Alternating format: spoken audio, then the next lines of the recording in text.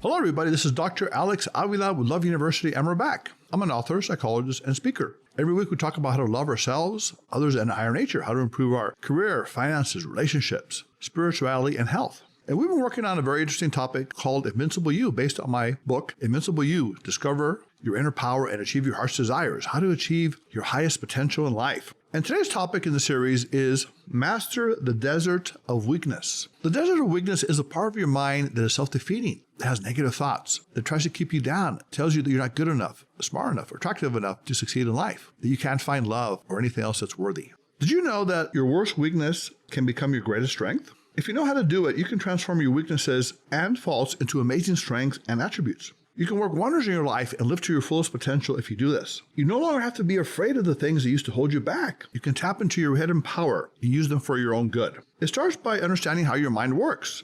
In your mind, there are two locations for your thoughts, a mountain of invincibility and a desert of weakness. Now think of a mountain. A mountain is a large natural elevation of the Earth's surface that gives you a superior vantage point. Because your perspective is from a higher place, you have a clear view. You can see a far distance. At the same time, the air you breathe on the mountaintop is fresh and clean, and there's plenty of water. In a similar way, the mountain of invincibility is a part of your mind that is elevated, refreshing, and secure. It holds positive thoughts, including creativity, compassion, confidence, gratitude, gentleness, patience, and love. This is where you draw your sustenance for daily challenges, where you generate your momentum, enthusiasm, and persistence. As you climb the mountain of your own mind, you will surpass obstacles and setbacks, and you will get to the top of your true potential. From your mountain of invincibility, you will see life from a different perspective. The things that used to bother you now seem small by comparison.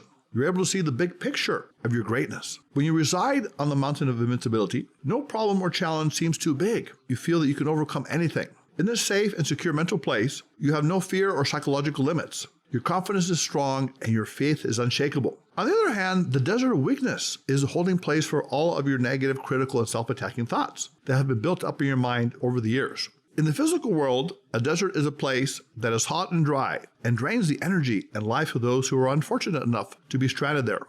The wanderer's throat is parched as they chase after mirages, optical illusions, seeking water to quench their overwhelming thirst. Now, mentally, the desert of weakness is an ugly place that is devoid of nourishment. It projects a mental mirage in which you try to seek comfort and satisfaction from your own thoughts, only to find that the same thoughts turn against you, tormenting you with the pain and emptiness of resentments, fears, anger, sadness, frustration, and futility. In this psychological nightmare, you are trapped by bad habits and compulsions, by perceived inadequacies and self-demeaning thoughts and feelings. The desert of weakness is an expert at tormenting you with harmful and critical voices from your past. You're not smart enough. You're not attractive enough. You're not lovable enough. You're not confident enough. You're not financially successful enough. Now, Reggie, my producer, I know that we've talked in the past that you're a shy guy and you want to find a soulmate, and you might have some self-defeating thoughts in your mind. What are some of those thoughts that attack you whenever you see an attractive woman that you want to meet, but you're too shy to meet her? I'm not good enough, I'm not attractive enough, I'm not confident enough. Okay, those are really strong ones and powerful in a negative way.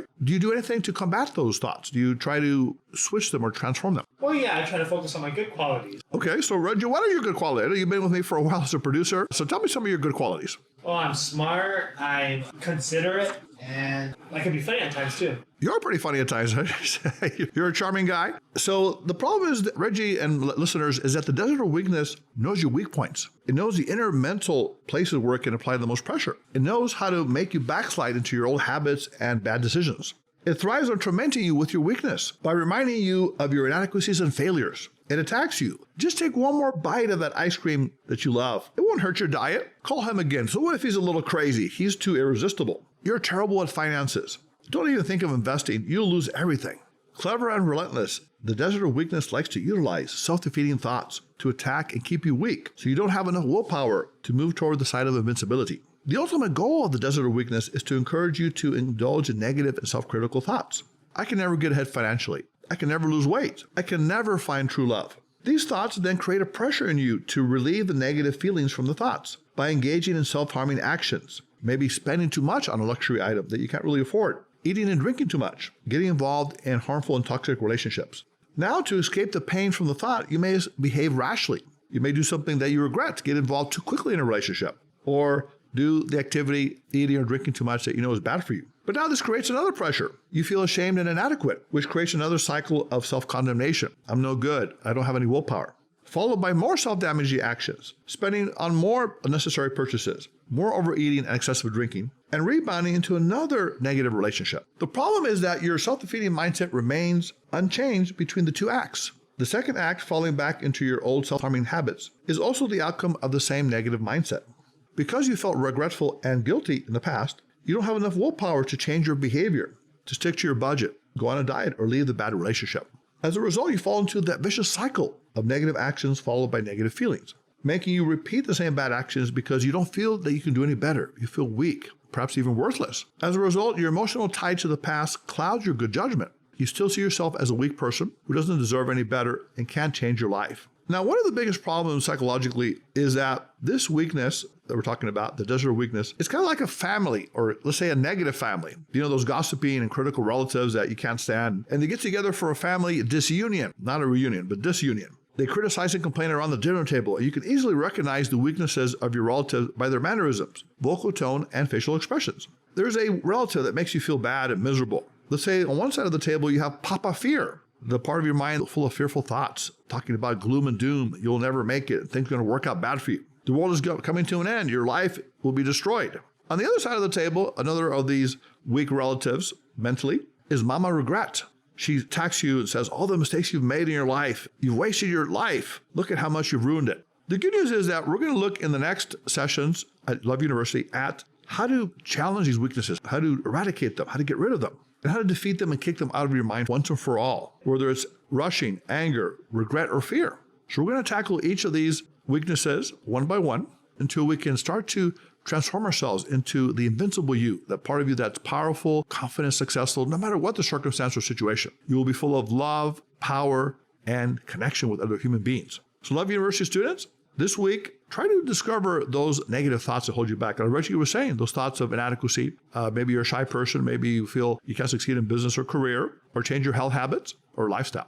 Identify those thoughts and also start to substitute positive thoughts that yes, you are successful, you're attractive, you can be confident, you can enjoy life and give love without expectation in everything you do. So Love University students, if you want to be on the show or have a show idea or want to comment on what we learned, you can reach us at loveuniversity.love, loveuniversitylove@gmail.com. Call us at 310-226-8090. You can like us on Facebook at Love University Podcast. Follow us on Twitter and Instagram at Love Letter U Podcast. You can subscribe to us on Podbean, Spotify, SoundCloud, and iTunes. So Love University students, go out this week, have an invincible you week in which you become the best you can be. You help others as well, because when you improve your own life, you can also contribute to the lives of others. Until next time, put away your notebooks, your iPads, your phones. This is Dr. Avila with Love University.